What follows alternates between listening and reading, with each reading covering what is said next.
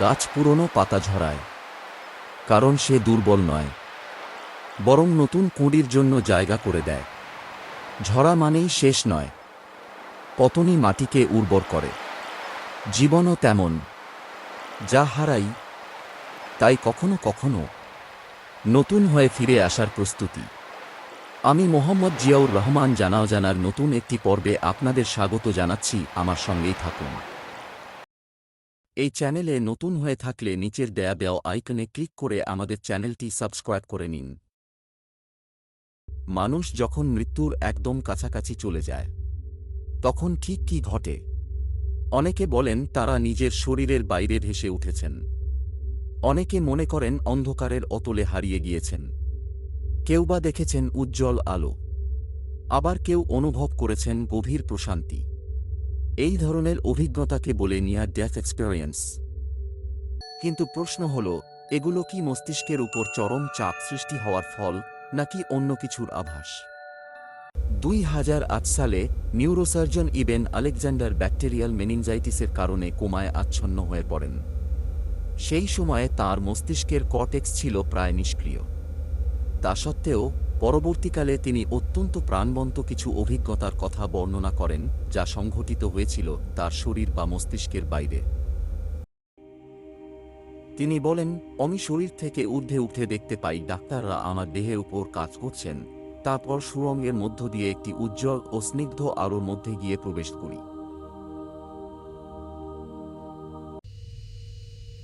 1991 সালে গায়িকা প্যাম রেনল্ডসের মস্তিষ্কে একটি অত্যন্ত বিরল ও জটিল অস্ত্রোপচার করা হয়। সেই সময় তাঁর মস্তিষ্কের বৈদ্যুতিক তরঙ্গ মাপার যন্ত্রে কোনো সংকেত ছিল না। বলতে গেলে তাঁর মস্তিষ্ক তখন সাময়িকভাবে পুরোপুরি অকেজো হয়ে পড়েছিল। কিন্তু আশ্চর্যের বিষয় হল, জ্ঞান ফেরার পর তিনি জানান যে তিনি ওপর থেকে নিজের শরীরের অপারেশন দেখছিলেন। এমনকি অস্ত্রোপচারের সময় ডাক্তাররা ঠিক কী করছিলেন এবং কী কথা বলছিলেন তার নিখুঁত বর্ণনাও তিনি দেন, যা পরবর্তীতে চিকিৎসকরা সত্য বলে নিশ্চিত করেন। তার মধ্যে কোনো ভয় কাজ করেনি, বরং গভীর শান্তি ও স্পষ্টতা অনুভব করেছিলেন। হাওয়ার্ড স্টোয়াম, একজন অধ্যাপক, 1985 সালে গুরুতর অসুস্থ হয়ে সাময়িকভাবে হৃদরোগে আক্রান্ত হন। তিনি বলেন, প্রথমে অন্ধকার আর ছায়াময় সত্তা আমাকে ঘিরে রাখে, তারপর আমি স্নিগ্ধ আলোর দিকে এগিয়ে যাই। আলোর দিকে এগিয়ে যাওয়ার সময় আমি আনকন্ডিশনাল লাভ ও গাইডেন্স অনুভব করি। 2012 সালে অনিল কুমার একটি রুটিন মেডিকেল প্রসিডিউর চলাকালীন সময় কার্ডিয়াক অ্যারেস্টের শিকার হন। তিনি শরীরের উপরে ভেসে উঠে এমন কিছু দেখেছেন বলে দাবি করেন যা কেউ ভাবেনি তার পক্ষে জানা সম্ভব।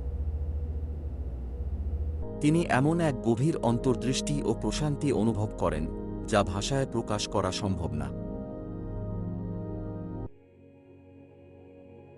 নিয়ার ডেথ এক্সপেরিয়েন্স চলাকালীন সময়ে অনেক মানুষ একটি সুড়ঙ্গ দিয়ে উজ্জ্বল, স্নিগ্ধ আলোতে প্রবেশের অভিজ্ঞতার কথা জানান, যার অনুভূতি খুবই ওয়েলকামিং এবং পিসফুল। তারা অনুভব করেন আনকন্ডিশনাল লাভ এবং গভীর কানেকশন, যা ভাষায় বোঝানো যায় না।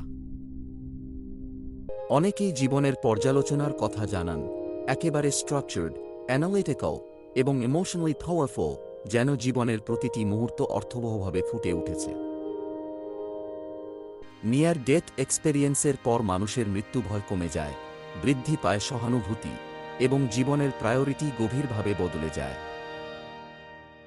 সংস্কৃতি ভিন্ন হলেও নিয়ার ডেথ এক্সপেরিয়েন্সের অভিজ্ঞতায় মিল রয়েছে, যেমন আলো, বিচ্ছিন্নতাবোধ, প্রশান্তি এবং পর্যবেক্ষণ করার ধরন।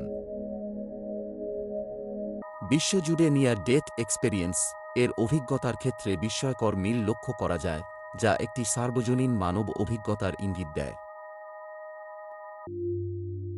আপনি কি কখনো এমন অভিজ্ঞতার সম্মুখীন হয়েছেন? কমেন্টে জানান।